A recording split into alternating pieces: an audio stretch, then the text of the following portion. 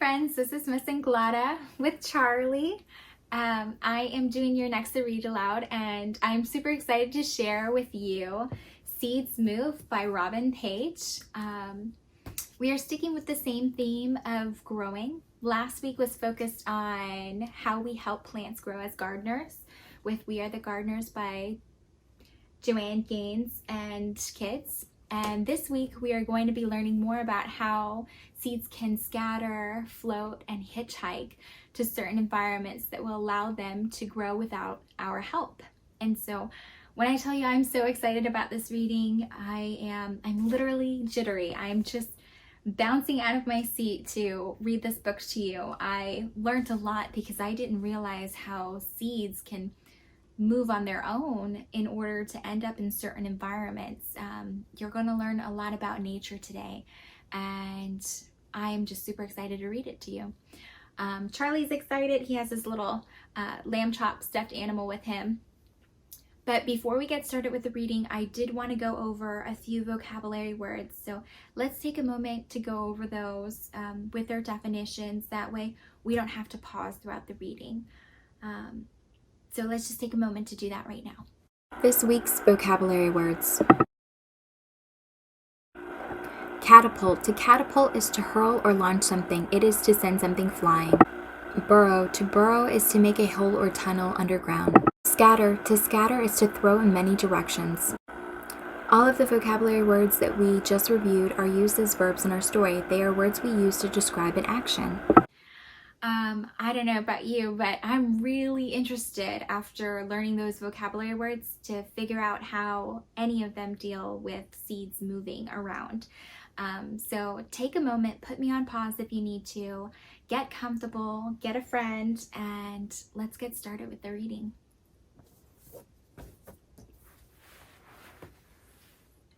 Seeds Move by Robin Page.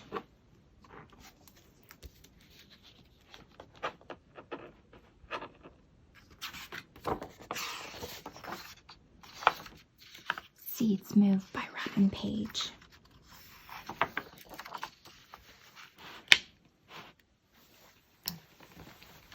A teeny seed can one day become a flower, a fruit, or even a giant tree. Every seed, big or small, contains the beginnings of a new plant. But a seed needs sunlight, soil, water, and an uncrowded place to put down roots. To find all these things, a seed must leave home. It must move. A seed hitchhikes. Spiky, stick-tight seeds snag in a raccoon's fur and hitch a ride. They may travel a long way before they fall off. See, these are the seeds. A seed shoots. A human touch, a passing animal, or a gust of wind, the slightest jostle can send exploding cucumber seeds shooting from their pods. A seed catapults. When the right time comes, the hanging seed pods of the touch-me-not flower burst open, catapulting seeds in all directions. A seed drifts. A coconut, the huge seed of the palm tree, drifts on the ocean. If it is lucky, it will wash ashore and land in a perfect spot to become a new tree.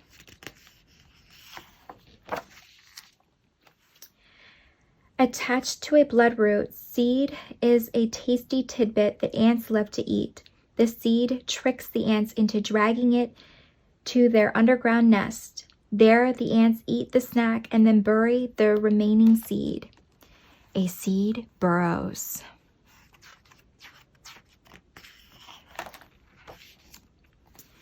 A seed rolls. One kind of African grass seed looks and smells just like the droppings of an antelope. Dung beetles eat animal droppings, and these seeds fool the beetles into rolling them back to their underground homes, where the seeds can begin to grow. A seed sinks. A lotus seed drops from its pod and sinks to the bottom of a pond. There it will nestle into the mud and sprout. A seed hides. A western scrub jay collects an acorn, the seed of an oak tree, and carries it in its beak to a distant place. The jay then hides the acorn to eat later, burying it in the ground, but the jay forgets where it put some of its acorns, and those seeds may become new oak trees.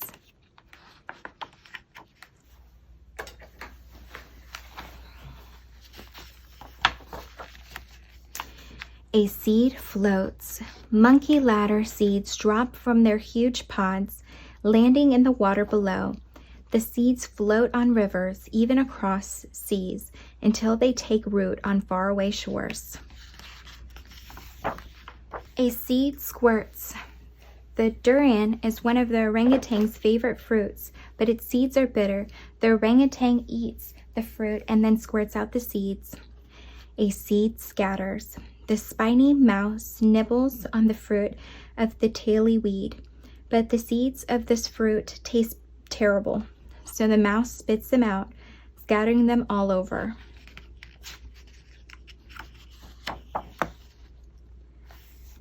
A seed falls.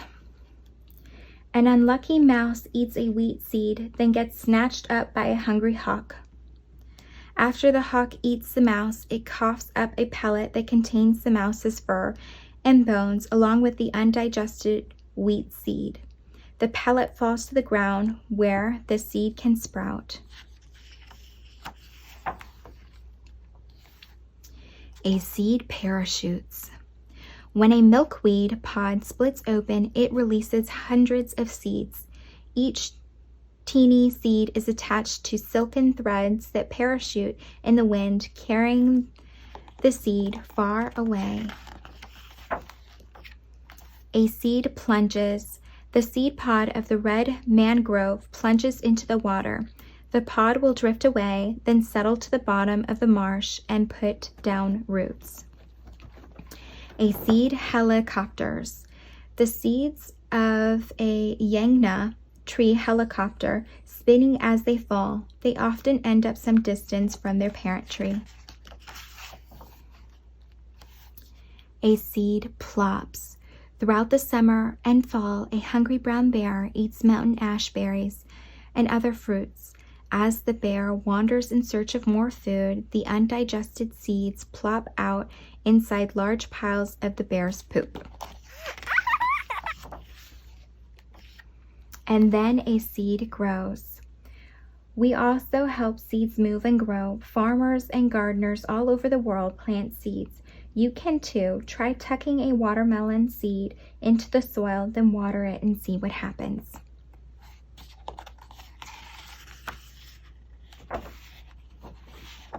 And grows and grows.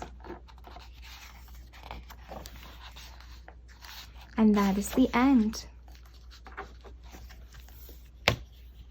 Hey friends, so what did you think about the reading? I have to say, there's just so many ways that a seed can move that it didn't even occur to me that it was possible.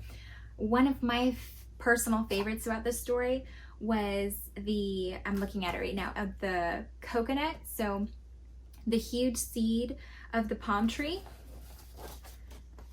the way that drifts on the ocean, if it is lucky, it will wash ashore and land in a perfect spot to become a new tree. I don't know about you, but I love coconuts, and I had no idea that was a way that the seed could grow. So just the fact that it can move across an ocean, I thought was really cool. So what was your favorite? And I know it's hard to choose, so I actually came up with an activity for us to do.